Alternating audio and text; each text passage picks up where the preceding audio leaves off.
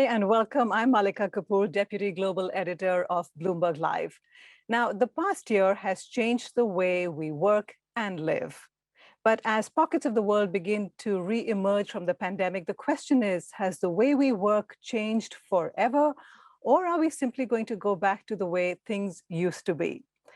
The views of my next guests could influence the direction we take, so please join me in welcoming N. Chandrasekaran, Chairman of Tata Sons, India's largest conglomerate, and Mark Dixon, founder and CEO of IWG and a pioneer, an early pioneer of the shared office concept. Gentlemen, welcome. Chandra, I want to begin with you. And the Tata Group, it's a massive company. You have 750,000 employees around the world, 150 nationalities. Most of your staff, most of your workforce has been working from home this past year. What does the word office mean to a Tata employee today? I think, Mallika, we have seen a lot of different things happen in the last 1 year. And many of our companies have enabled people to work from home, but also we have industrial companies where people have come into work in the factories. I think the office is still a very important place. To my mind, it will signify two important things going forward. A place where collaboration really happens, and also it will become a place where there'll be a lot of social engagements. And I don't think that we will be in this current mode forever, nor will we go back to the old model. We will end up somewhere in between. It is being called as hybrid. We can talk about that. The hybrid model, yes. Now, Mark, you were an early pioneer of the shared office space concept. You founded your company, then known as Regis, almost 30 years ago. Now, it's easy to say this move away from the office has been triggered by the pandemic, but do you think this shift was inevitable? Well, look, the shift was happening anyway. In 2019, in early 2020, we were doing our best trading ever as more and more companies were moving towards hybrid working then. And hybrid working is really companies just adopting modern technology, a new way to work, much more flexible, much less costly, much better for the environment. They were doing it anyway. The pandemic just accelerated adoption. The entire world, more or less, of white-collar workers had a forced trial in this new way of working. And for most, productivity was maintained, in some cases improved, and companies realized that they could still continue working in a hybrid way. So again, I agree with Chandra's comments that it will go somewhere in the middle. It goes to hybrid. The office still has a very important place, but other types of workplace will supplement it. And, in effect, overall, there will be less occupation of core office space, and people working closer to where they live and working much more over digital technologies than being crowded together in single buildings.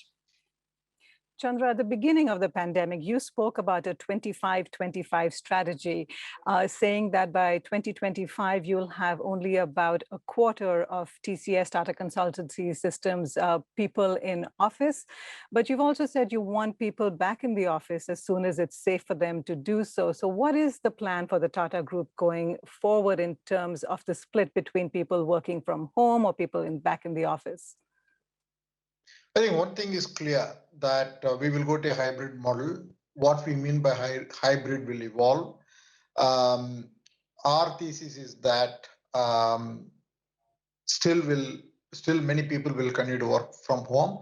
That doesn't mean that there'll be a standard set of people who will always work from home and the others will come to work. At any point in time, whether it is a 25% people or the number gets adjusted plus or minus, I don't know. But what is important is the people who will form teams will have to be enabled to come to work together. So it's not like a random choice that people will make, where anyone will decide I'll come these 2 days, somebody else will decide I'll come once in a fortnight.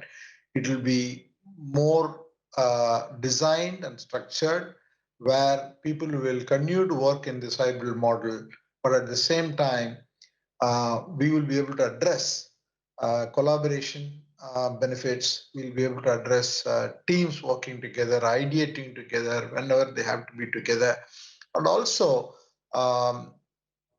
make the office a place for social engagement, which is going to become very, very important.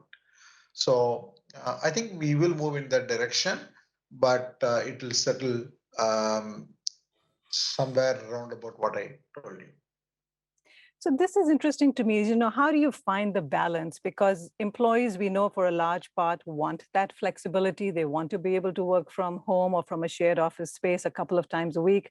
At the same time, as you pointed out, it's essential to be in the office and meet your team members for collaboration.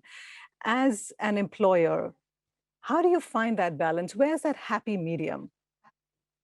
See, I think the flexibility will be there. Clearly, since the direction has been accelerated due to the pandemic, that flexibility will be there. But at the same time, I'll tell you, today, if you ask anyone, would you like to work from home forever? The answer will be no. People are wanting to come back to work. In India, it's still not opened up fully. So we are getting constant calls. Can we come into work? Can we do this meeting in office? You had 3 meetings in video, but actually would like to do an ideation session. Can we come into work? And these kind of questions keep coming. So I think people will be happy to come into work, and at the same time will have the flexibility to work from home. So that hybrid, I don't think will be a difficult thing to get adjusted to. But what is important is how do you put the processes in place. See, for example, when TCS enabled 97, 98% of the people to work from home within 3 weeks, it is not about just giving them computers. It's about the processes. It's about the security. It's about ensuring productivity. It's about quality control. How does the whole workflow changes? There are a whole lot of things that have to be done. But similarly, when you go to this future model, what is important is what kind of meetings you do it in office, and which teams come together. How do we put some framework around it? But I think people will get adjusted. In fact, they will like it. Is what I feel. I don't think it's a difficult thing to do. Marcus, Chandra pointed out, people are wanting to come back to office. They're asking him, can we come into office to have an ideation meeting? I know your company has had one of the strongest years ever in terms of demand. Who are the people who are wanting to come into office, who are wanting to rent your office spaces? Is it companies? Is it individuals? Where's this demand coming from? Or is it certain pockets of the world where the demand to come back into office is stronger? Well, look, I think first it's important to make a point, to just clear up a point here. So hybrid working in most countries it's a combination of either working from home, working from a local office, or working from a company's head office. The key enemy, if you like, or the problem in the equation is commuting. It's the time it takes for an individual to leave their home and arrive at a place of work. And I fully agree with Chandra and what the employees are saying. And we've got the same issue with our own customer base. And we have more than 7 million users who want to come into the office, but they want to come in more often to an office that's local to where they live and to avoid commuting. So, the beneficiary overall will be the individuals that don't have to commute as much, who save time, who save money. It's better for the environment. And a company needs less fixed space. The companies that are making the change, in answer to your question, are lots of small companies, obviously, and growing companies. But the major change for us, and where we've seen a step change in demand, has been amongst large corporations like NTT, where we signed up 300,000 users, Standard Chartered Bank, 95,000 users, and a whole range of other companies. We've signed up around 1 million new members, and we have another 1 million in the pipeline, as companies are looking to change from having all fixed space to having less fixed space, and then lots of satellites where people can drop in just about anywhere and go into an office and work. And as Chandra said, you know, they can choose on an app where's the most convenient place to get together and do some work, and you know, a group of people get together and do that work. And so it's a new way of working. Instead of having everyone go to a fixed space, it's having people work where it's convenient and get together where it's convenient. And that could be the head office of the company, or it could be a lot of satellite offices that are just out there, it's sort of on a platform, which, you know, our platform has 3,500 buildings that people can drop into. So but it does take a lot of curation, and it changes. And again, as Chandra said, it sort of changes the way companies need to manage the workforce, need to communicate with the workforce. It's a new way of working, but done well, it's much more efficient and much lower cost. And it's what people want. Mark, you've talked about, you know, staying local and people wanting to avoid the commute, which I totally understand. You've also talked about the 15-minute city, where everything you need, you know, your residence, your office, your entertainment, your medical supplies, everything is within 15 minutes of where you live. Do you see that taking place? Is that really practical going forward? Is that going to be the new reality? It will become more and more the new reality. And that's, you know, basically the elephant in the room is the environment. Once COVID hopefully moves away stage right in the middle of the stage, you're going to see the environment. And you've seen the G7 this past week. The environment's the major thing. Everyone's focused on it, and every large company is focused on reducing their footprint, reducing their impact on the planet, and sort of adoption of hybrid working and the 15-minute city.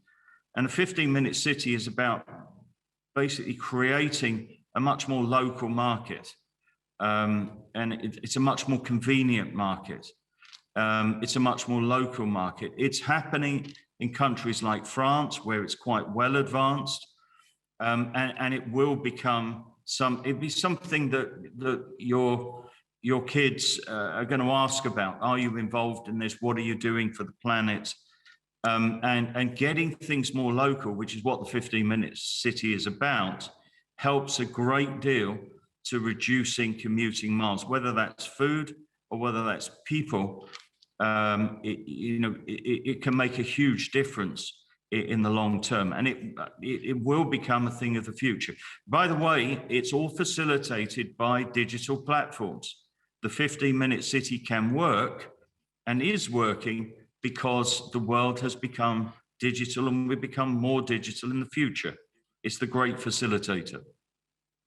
Technology is a great facilitator, but Chandra, I want to ask you, you know, the 15-minute city, it seems ideal to us in many parts of the world, but I have to say, I'm a little skeptical to see how a 15-minute city could work out in a place like Mumbai, where you can't get from any point to any point in 15 minutes, given the traffic in Mumbai. But do you think a 15-minute city is achievable in a city like Mumbai, even though you are, with TCS, Tata Consultancy Systems, this is part of your job to provide the seamless digital transformation for companies? Can this 15-minute city work in India? Let me try to explain it slightly differently, Mallika. I think if you see what the pandemic has done is fundamentally accelerated the digital adoption, at least by a decade. It's not about only making the technology available. Yes, the technology has been made available, this whole collaborative set of tools, the investments in these tools and the adoption of these tools has kind of skyrocketed. But the more important thing is everyone, whether rich or poor, educated or uneducated, whoever it is, people living in urban area or rural area, everyone has adopted digital. So digital has become a mainstream. So people are very comfortable doing things over a video like we are doing this session currently. The second part is uh, the hybrid model, if it has to work. Let's not think of it as only office and home. There is going to be a concept of a third place. I think you may want to call it a satellite office, or you may call it whatever. I call it a third place. And wherever large communities live, there will be this third place where people can come into and then sign up to their network. Because the technology in terms of network, efficiency, productivity, privacy, all those security, all those things will get addressed. And the level of collaboration will continue to increase. So there is a role for a third place. That third place will certainly reduce the travel time. And you see that 15 minutes as more a metaphor, and there will be an impact in every part of the world due to this concept. So I really think that the future of work will evolve, and we will evolve for the better. We will try to get the best of both worlds. The best of having digital technologies and all these interactions that we are having now versus the physical interactions. And every company will innovate, every company will push. So we will learn from each other, and at some point in time, we'll get to a model where we are not only seeing productivity, but also have a situation where people feel they are sufficiently communicating with people, sufficiently getting together with people, sufficiently they are engaged socially. All those things will happen. But this is a journey. This is not like January 1st, 2022 or 1st of June, 2022. Yeah, it is a process, as we're all figuring out. Mark, what does this mean for the future of cities? You know, traditionally, every major city has had the office district, a downtown area. As we move away from that to a city which has third space options, etc., what does this mean for what a city will look like going forward? Well, just coming back to your example of Mumbai, which I've experienced on many occasions. We have quite a big business in India. Yeah. You know, the Mumbai, if you were planning it from scratch, you'd make into a whole series of 15-minute cities. It's such a big place, big population. So it is basically neighborhoods that have all the facilities within them. But what you're going to see is a change. You know, one of the principal changes that will come as a result of this move to hybrid working and towards things being more local will be a change in the geographic makeup of countries, in particular in Western Europe and in particular in the United States. It is already happening there, where the geography gets flattened out more, and basically a company can employ people anywhere in the UK, France, or the United States, in fact, anywhere in the world, to do a particular task. They don't have to be in proximity to a central office building, which was the restriction in the past. So it opens up hiring. It opens up jobs for many, many more people who can work remotely some of the time. And it must be, you must be noted that to work successfully, you have to have engagement with your teams, with your people. So working remote is fine some of the time, but people need to come in and collaborate also quite a lot of the time in order to, to get the best out of those people for the company. But the geography will change. Provincial towns, rural towns across the world will benefit, subject to them having good internet and a good digital platform. Those, you're going to see a renaissance of small towns as more people decide to get quality of life, they can work locally. So why not do it? Cities are fine if you're young. They're less attractive for many as they get families and so on, and are expensive. Chandra, I wanted to ask you, does greater flexibility in the workplace, will it lead to greater diversity for companies as well? Will it open up a chance for people who couldn't traditionally go to offices and be a part of the workforce? Will they now have that opportunity to be part of the workforce? Certainly, I think that's a big positive. I expect will happen. You know the numbers in India. I think many educated women are unable to work. Only 23% of women who could be potentially working are working because of all the issues that we know.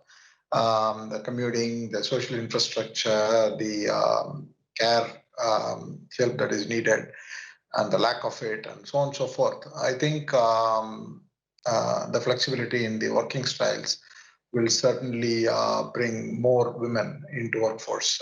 That's for sure. And I think we should not miss this opportunity. We should kind of tie it all together because that is an issue we need to address anyway. It's not only good for the GDP and growth, but also it's the right thing to do. And I think it's an enabler. I think there are 4 or 5 big enablers here. One is the evolution of the technology, which is kind of making this kind of a work possible, and the technology will get better and better. And with 5G, I think even the video quality, the interaction quality will all become much, much better. Second thing, I think Mark mentioned it multiple times, the whole sustainability angle. The third thing is people have pretty much realized that whatever they could do outside, they could do it from home, whether it is shopping, whether it is education, whether it is consulting a doctor, or everything is happening today from home. So the question will always be, why can't I do it from where I am? And the fourth one is time. I think if I remember traveling to California from here for a 40-minute meeting, I think things like that now may not happen because people will accept, both sides will accept that it's a waste of time. Let's try and do it through a digital medium. So there are multiple factors, and it will make much better economic sense because productivity will go up, and also more people will be able to come into workforce.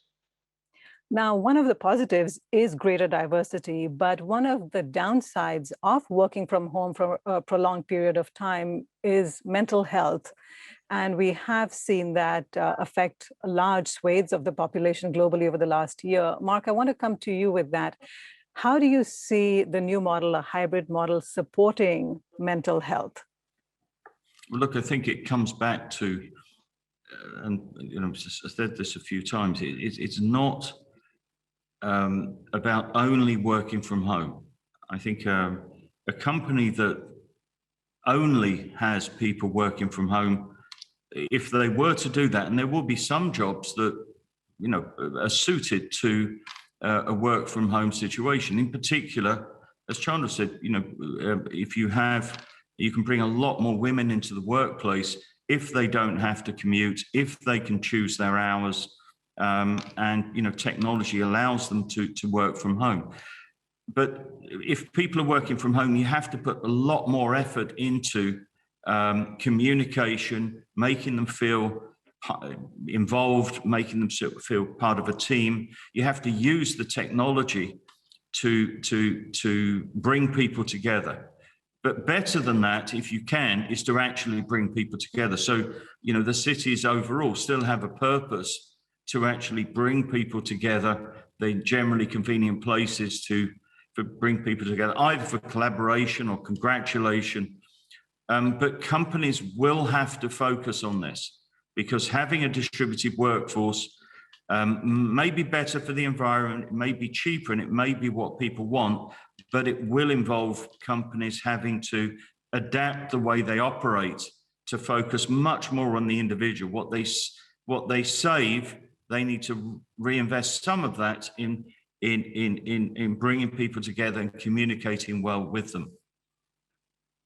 Great. Mark, thank you so much for your time. Chandra, thank you for joining us. It's been a pleasure to talk to you both, and I look forward to a hybrid model and to see what the future holds in the way we work. Thank you both so much for your time.